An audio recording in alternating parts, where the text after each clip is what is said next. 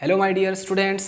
Previous video में हमने transition element क्या है, डी ब्लॉक एलिमेंट्स किसे कहते हैं और साथ ही ट्रांजिशन एलिमेंट्स को क्लासिफाई किया था 3D, 4D, 5D and 6D series में, है ना।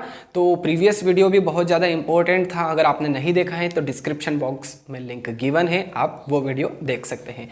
आज हम पढ़ने वाले हैं general properties of transition elements.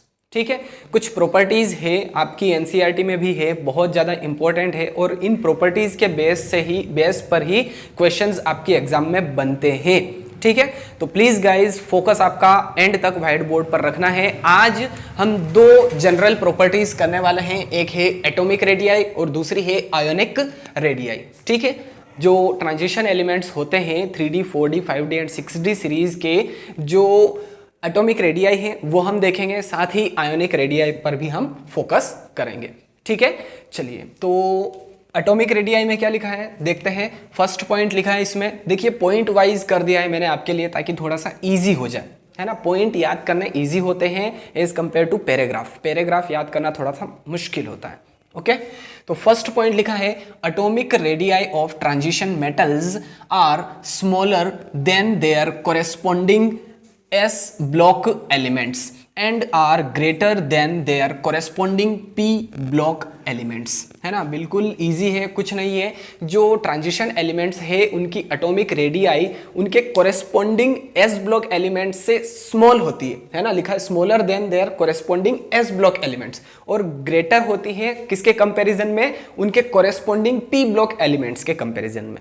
ठीक है, सीधी सी बात, सिंपल सी बात इतनी सी है कि जो एटॉमिक रेडियाई होती है ट्रांजिशन एलिमेंट्स की वो उनके कोरेस्पोंडिंग एस ब्लॉक एलिमेंट्स से छोटी होती है, स्मॉल होती है, और उनके कोरेस्पोंडिंग पी ब्लॉक एलिमेंट्स से बड़ी होती है, लार्ज होती है या ग्रेटर होती है। ठीक है, क्लियर है।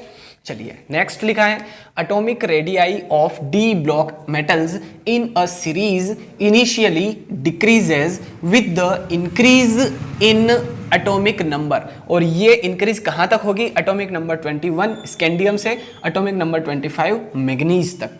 Okay, and then becomes almost constant iron, cobalt और निकिल, है ना। निकिल, आयरन से निकिल तक जो एटॉमिक रेडियाई है वो ऑलमोस्ट कांस्टेंट रहेगी।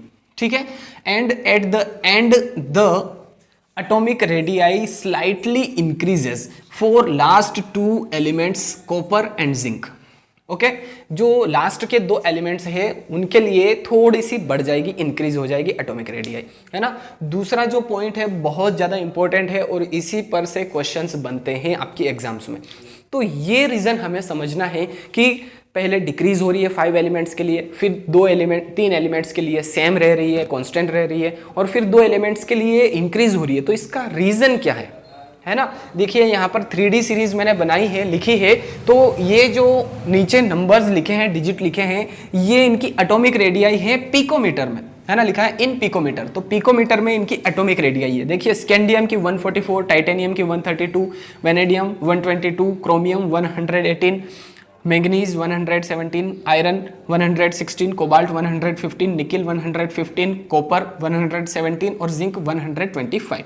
तो यहाँ पर आप देखेंगे तो स्कैंडियम से मैग्नीज तक डिक्रीज हो रही है ना। स्कैंडियम से मैग्नीज तक डिक्रीज हो रही है, कहीं कहीं क्रोमियम तक भी लिखा हुआ होता है, तो इतना ज़्यादा कोई फर्क नहीं पड़ता है, टेंशन नहीं लेना है ना। तो स्कैंडियम से मैग्नीज तक डिक्रीज हो रही है। देखिए 144 से 132 आ गया, फिर 122 आ गया, फिर 118 आ गया, फिर 117 आ गया, तो यहाँ तक डिक्रीज हो रही है। फिर यहाँ देखिए आयरन, कोबाल्ट एंड निकिल में जो ट्रांजिशन ट्रायड है वहाँ पर कांस्टेंट रह रही है, ऑलमोस्ट कांस्टेंट है। देखिए 116, फिर 115, फिर 115। ठीक है, तो यहाँ पर जो ट्रांजिशन ट्रायड है यहाँ पर ऑलमोस्ट कांस्टेंट रह रही है एटॉमिक रेडियाई, और फिर दो लास्ट के जो 2 एलिमेंट है, 2 ट्रांजिशन मेटल्स है, उनमें फिर से इंक्रीज हो रही है एटॉमिक रेडियाई। देखिए 117, यहाँ पे था 115, यहाँ पर 117 एंड 125। तो इसका रीजन क्या है ना। देखिए आप यहाँ पर ग्राफ में भी समझ सकते हैं, ये जो लिखा है इसको ग्राफिकली भी हम समझ सकते हैं, देख सकते हैं।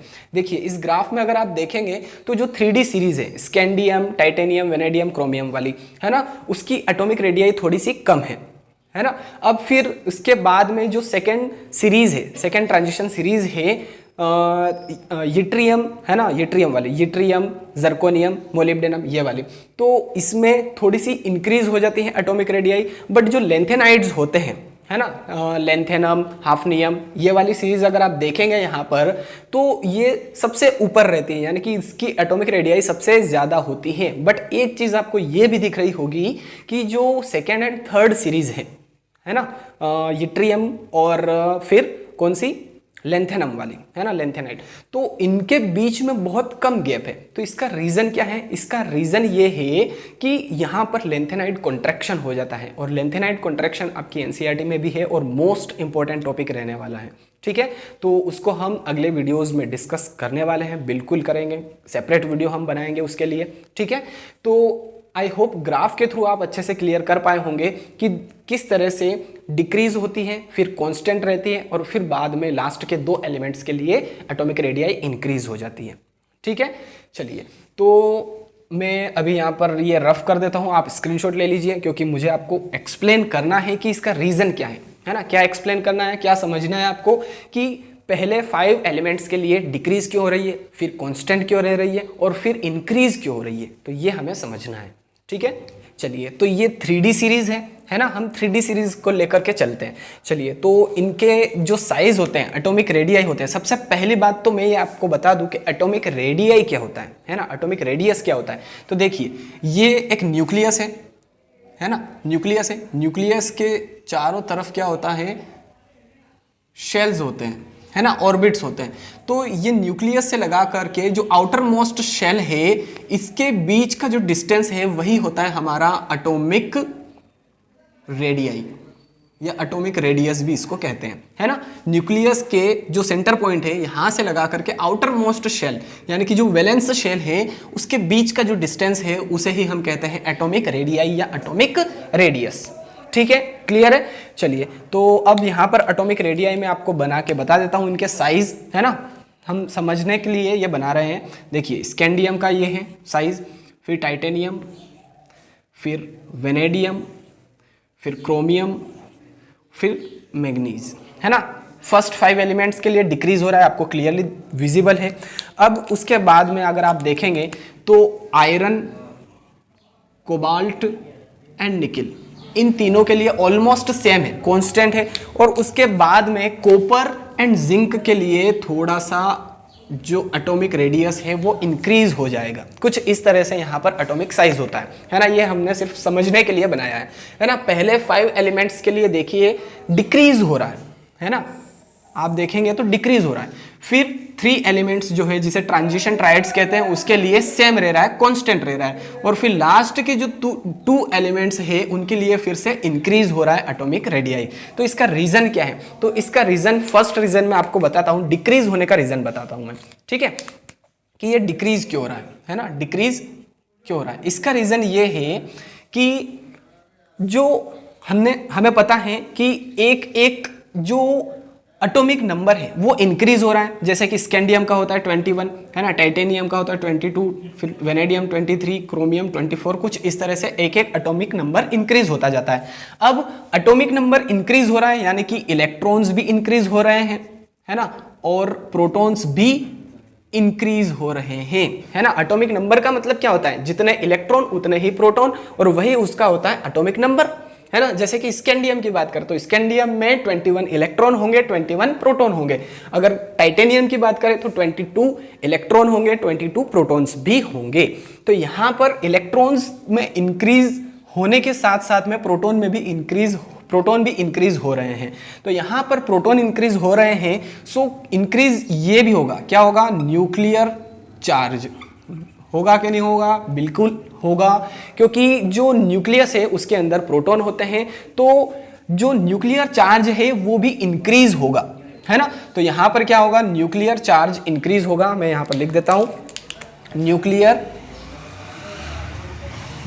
चार्ज क्या होगा? इंक्रीज होगा। और न्यूक्लियर चार्ज इंक्रीज होगा तो जो आउटर मोस्ट शेल के इलेक्ट्रॉन्स होते हैं, है ना, उनके बीच में अट्रैक्शन ज्यादा होगा, भाई अगर ये पावरफुल है, न्यूक्लियस अगर पावरफुल है बहुत ज्यादा, तो बाहर जो इलेक्ट्रॉन घूम रहे हैं, जो चक्कर लगा रहे हैं बाहर इलेक्ट्रॉन्स, उनके बीच में अट्रैक्शन बहुत ज्यादा होगा। न्यूक्लियस और आउटर मोस्ट शेल के इलेक्ट्रॉन्स के बीच में जो अट्रैक्शन है वो बहुत ज्यादा होगा, फोर्स ऑफ अट्रैक्शन अच्छा होगा। सो ये न्यूक्लियस इलेक्ट्रॉन्स को अपनी तरफ खींचेगा, जिससे जो एटॉमिक रेडियाई ये थी वो ये हो जाएगी, डिक्रीज हो जाएगी। पहले बड़ी थी अब छोटी हो जाएगी, क्योंकि जो न्यूक्लियस है वो बहुत ज़्यादा पावरफुल है, उसमें प्रोटॉन बहुत ज़्यादा आ गए हैं, तो इसीलिए जो साइज होगा वो क्या हो जाएगा, डिक्रीज हो जाएगा। फर्स्ट रीजन आई होप आपको अच्छे से क्लियर हो चुका है, ठीक है। अब सेकंड देखते हैं। सेकंड रीजन है कांस्टेंट या सेम रह रहा है, एटॉमिक रेडियाई सेम रह रही है, कांस्टेंट रह रही है ऑलमोस्ट। तो इसका रीजन क्या है? तो इसका रीजन ये है कि हम जो ट्रांजिशन एलिमेंट्स है वहां पर इलेक्ट्रॉन कहां पर फिल करते हैं, n-1d शेल में, यानी कि पेनल्टीमेट शेल में हम इलेक्ट्रॉन्स को फिल करते हैं। ये हमने प्रीवियस वीडियो में अच्छे से पढ़ा था कि n-1d ऑर्बिटल में लास्ट इलेक्ट्रॉन्स जाते हैं, है ना, डी ब्लॉक एलिमेंट्स के या ट्रांजिशन एलिमेंट्स के, ठीक है। तो यहां पर एक इफेक्ट काम करने लगेगा, एक इफेक्ट अराइज हो जाएगा जिसे हम कहते हैं स्क्रीनिंग इफेक्ट। क्या कहते हैं? Screening effect. अब भैया स्क्रीनिंग इफेक्ट क्या होता है? तो देखिए, स्क्रीनिंग इफेक्ट का मतलब ये होता है कि ये एक न्यूक्लियस है, न्यूक्लियस के अराउंड ये क्या है, ऑर्बिट्स हैं, शेल्स हैं। अब यहां पर इलेक्ट्रॉन्स को हम फील कर रहे हैं कुछ इस तरह से, है ना, यहां पर इलेक्ट्रॉन्स को फील कर रहे हैं। आउटर मोस्ट शेल में इलेक्ट्रॉन्स को फील नहीं कर रहे हैं। n-1d ये लास्ट है, तो लास्ट से एक पहले वाले शेल में हम इलेक्ट्रॉन्स को फील कर रहे हैं, ये हमें अच्छे से पता है। अब होता क्या है कि ये जो प्रोटॉन है, ये जो न्यूक्लियस है, ये अट्रैक्शन करेगा, आउटर मोस्ट शेल में जो इलेक्ट्रॉन्स हम फील करेंगे उनको अट्रैक्ट करेगा, बट ये जो बीच के इलेक्ट्रॉन्स होते हैं ये क्या करेंगे, इस शेल के जो इलेक्ट्रॉन्स हैं उन तक अपना अट्रैक्शन फोर्स नहीं पहुंचाने देंगे इस न्यूक्लियस का, है ना। न्यूक्लियस यहां तक अट्रैक्शन फोर्स दिखाने वाला है, बट ये जो इलेक्ट्रॉन्स है ये क्या करेंगे, एक स्क्रीन का काम करेंगे, है ना। इसको शील्डिंग इफेक्ट भी कहते हैं, ठीक है, स्क्रीनिंग इफेक्ट या शील्डिंग इफेक्ट। तो ये एक स्क्रीन का काम करेंगे, यानी कि यहां तक अट्रैक्शन फोर्स नहीं पहुंचाने देंगे न्यूक्लियस का, ठीक है।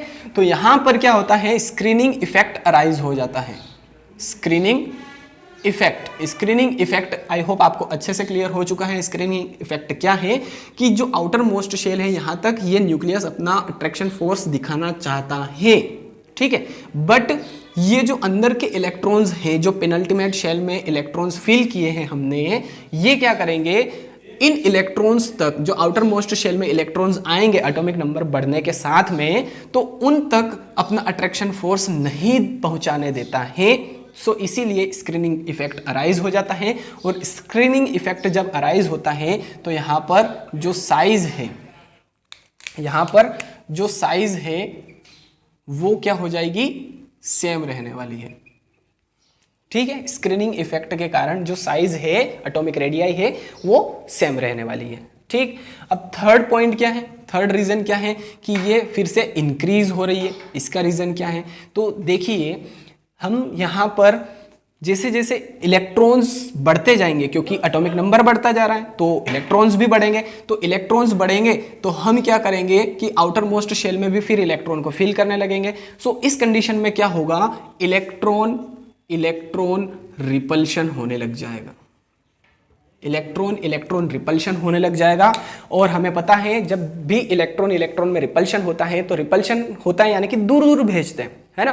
तो यहां पर जो इलेक्ट्रॉन्स होंगे वो दूर दूर भेजने लगेंगे, क्योंकि यहां पर भी पेनल्टीमेट शेल में भी इलेक्ट्रॉन्स हैं। फिर जैसे जैसे एटॉमिक नंबर बढ़ेगा इलेक्ट्रॉन्स को हम यहां पर भी फील करेंगे, तो एटॉमिक जो साइज है, एटॉमिक रेडियस है, वो इंक्रीज होती जाएगी। सो इसीलिए हम यहां पर कह सकते हैं कि जो साइज है वो इंक्रीज हो जाएगी, ठीक है। तो तीनों चीजें आपको क्लियर है, फर्स्ट में डिक्रीज होगा, फिर सेम रहेगा और फिर इंक्रीज हो जाएगा, है ना। रीजन आपको अच्छे से क्लियर हो चुके हैं। ओके चलिए अब हम बात करते हैं आयोनिक रेडियाई की।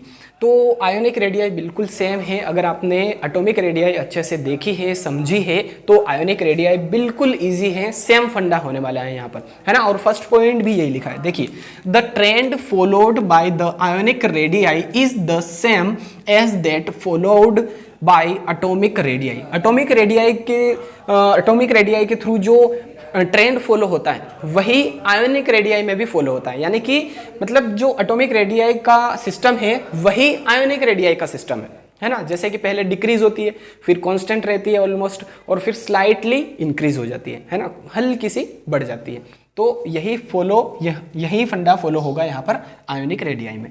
चलिए नेक्स्ट पॉइंट लिखा है, ionic radii of transition metals are different in different oxidation states. Important है, डिफरेंट होती है ionic radii different oxidation state में।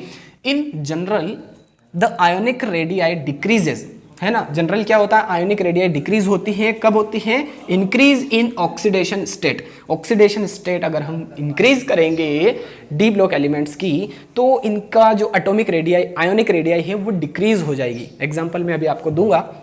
ओके आगे लिखा है, thus the ionic size of M3 positive cation is smaller than those of M2 positive cation.